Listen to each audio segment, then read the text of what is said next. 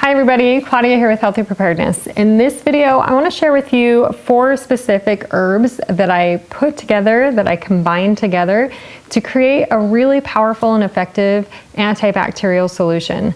So those 4 herbs are golden seal leaf, and I know that a lot of people, they're familiar with golden seal root, and golden seal root is an amazing herb.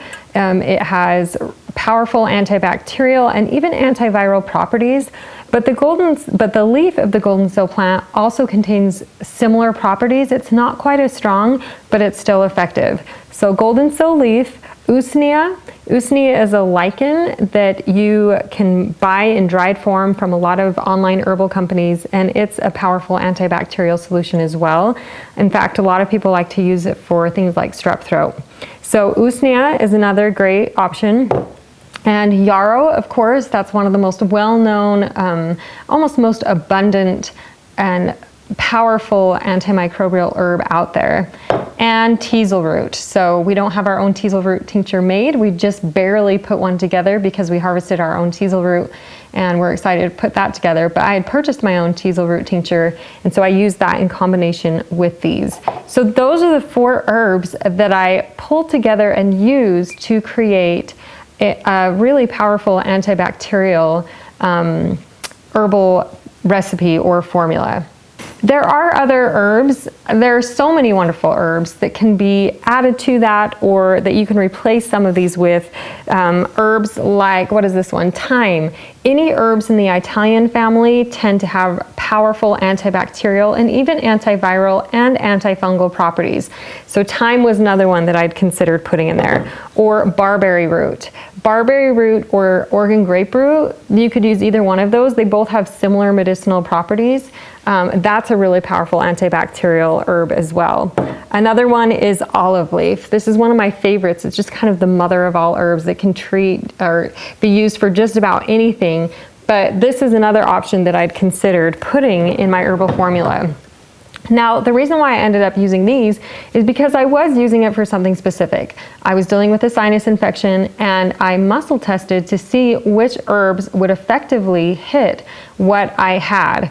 Because the tricky thing with herbs sometimes is, even though you may have an herb that's an antibacterial herb, for whatever reason, it may not hit whatever it is that you have. So sometimes it is really nice to know how to muscle test. And muscle testing is a whole other video, a whole other tutorial that I'll be sharing on my Patreon page. I think it's an important tool that we should at least know about to help us whittle down or more accurately choose specific herbal formulas or combinations or even just individual remedies that we need to be using or want to be using for specific health ailments. Okay, so there's a couple other things that I wanted to share with you. I love adding catalysts to my herbal formulas. 2 catalysts that I love. It's an immune support trace minerals solution, and that's actually something that we sell on our store page. It can be added to any herbal formula or any homeopathic formula to boost its efficacy by quite a bit. And then I also like to use a cell salt formula, and I teach, or I'll say I will be teaching how to put together your own cell salt formula so you can use that as an added catalyst to any homeopathic or herbal formula as well. So I added these 2 into the combination as well, and then I succussed it. I knocked it on my hand 100 times. That's something that you do with a homeopathic remedy. And by succussing it, you increase the frequency or energy of that solution. So once you have these beautiful, powerful, effective herbs that have been combined, and then you add 2 really amazing catalysts into the solution, plus then you succuss it 100 times, you've got something pretty powerful on your hands that will be even more effective than if you just threw some herbs together. And for me, I had a pretty hard-hitting, deeply rooted sinus infection that was driving me crazy, and all I needed was 15 drops of this. I could barely even taste it, which is awesome for kids, right? But I could barely even taste it when I put it in my water. And it knocked it out. Within 24 hours, I was feeling tons better. Within 2 days, completely better. But I continued using it for at least 3 days after that because I wanted to make sure that I fully knocked out the pathogens that were causing the sinus infection. And so those are just some basic things that I wanted to share with you in this video, just different options that you can use for your own antibacterial herbal formulas.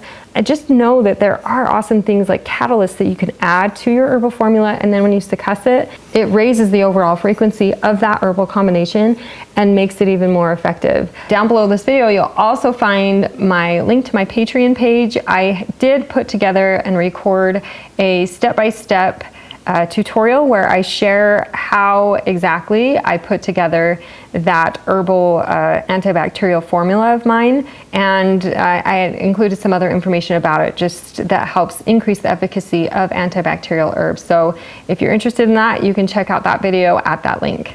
So thanks for watching this video. If you guys want to see step-by-step instructions and receive printable handouts for the information I just shared in this video, I have many video tutorials on my Patreon page, including a video tutorial and a printable handout for the specific video that you just watched. So if you want to learn how to make and use alternative remedies, plus learn about resolving chronic and acute health issues naturally, then check out my Patreon page.